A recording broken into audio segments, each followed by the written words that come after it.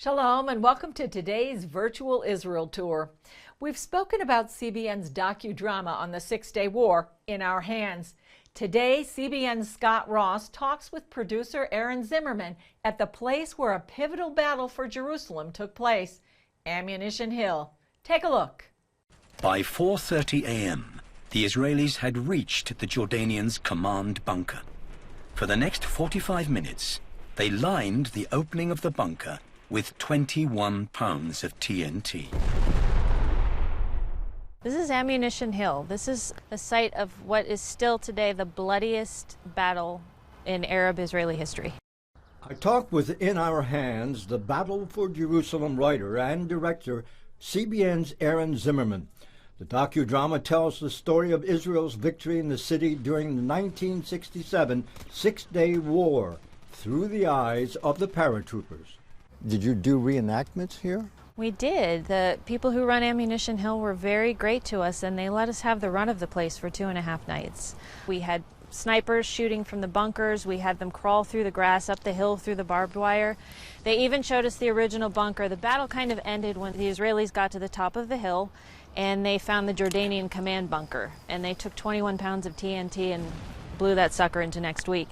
And so they showed us that, and they said, well, you're welcome to use this bunker again to stage your explosion. And we thought, great. You know, if it survived a real explosion, it can survive a fake movie one.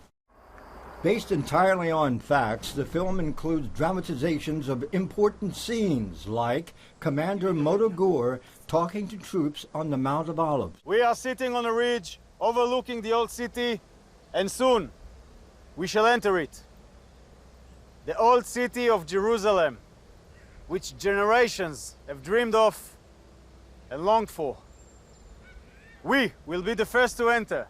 And running through the streets of Jerusalem under threat of sniper fire to take the Temple Mount and Western Wall.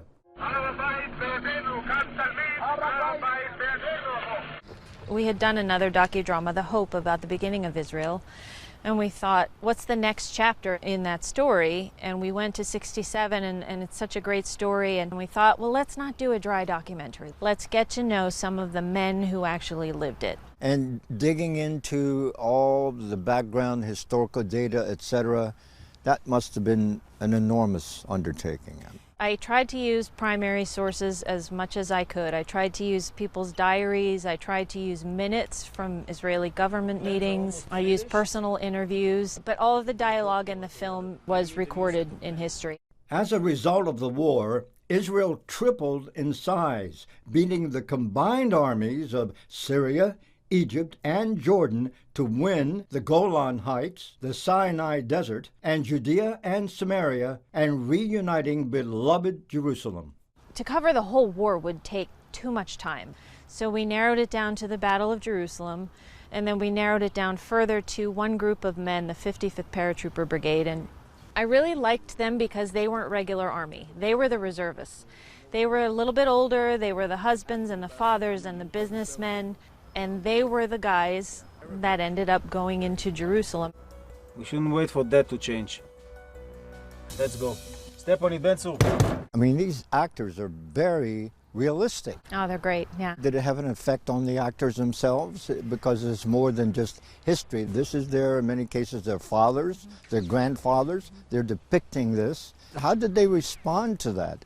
I had a lot of guys tell me their personal family histories. I had so many guys say to me, well, my grandfather was in the Holocaust, or my grandfather, in one case, Sharon Friedman, who played Motogur, his grandfather was one of the guys who fought for Jerusalem in '48 and saw the whole siege and everything. The little woman who came and offered up the flag, she wanted that flag to be used and flown at the Western Wall. At the Western Wall. I mean, that brought tears to my eyes. Oddly enough, the paratrooper Yoram Zamosh, who's part of that story, I asked him, did you ever see that family again? And he said, we did. And he said, a few months after the war, the old grandmother had passed away. Really? She was waiting. She had lived through getting kicked out of her home in '48, and she had lived through all of that, hoping to see Jerusalem reunited. From start to finish, Zimmerman worked on the film for just a year. But was there anything that you uncovered, something unknown, something that you just didn't know anything about at all. What was interesting to me was the response to the paratroopers when they came into town. They were heroes. These families came out. Now keep in mind there was also a blackout because of the Jordanian shelling. There was all of that going on, and still these women would come out of their houses with food.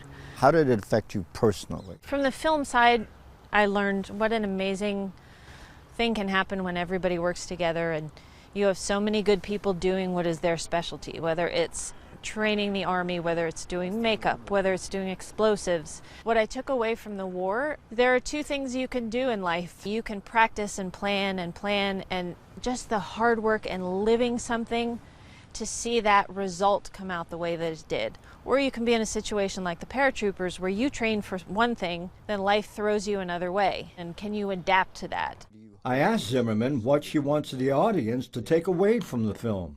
Well, two things. I tried hard to keep it as apolitical as possible to give it a wider audience. Number one, I want them to see the sacrifice that these men made. Number two, we went back 20 years to 1948 to what happened when the Jewish quarter fell and the Jordanians ethnically cleansed every Jew from the old city of Jerusalem. And then at the end of this segment, the Jordanian officer says, "We have so completely destroyed this place that no Jew can ever return here." So then we fast forward 19 years and show how they did. And what will Israelis think of the film? I hope it will be good. I want people to take away a pride in their heritage. And after all the bloodletting and everything else that's occurred here historically, there's no way that Israel, Jews are going to give up this city. No, I don't think so. I mean, Moshe Dayan said it when he got to the Western Wall. We've come to the city never to depart from it again. Scott Ross at Ammunition Hill in Jerusalem. On tomorrow's virtual tour, we'll take you to Ammunition Hill with an Israel Defense Forces commander who'll tell us about the impact the 1967 battle there had on the development of the IDF.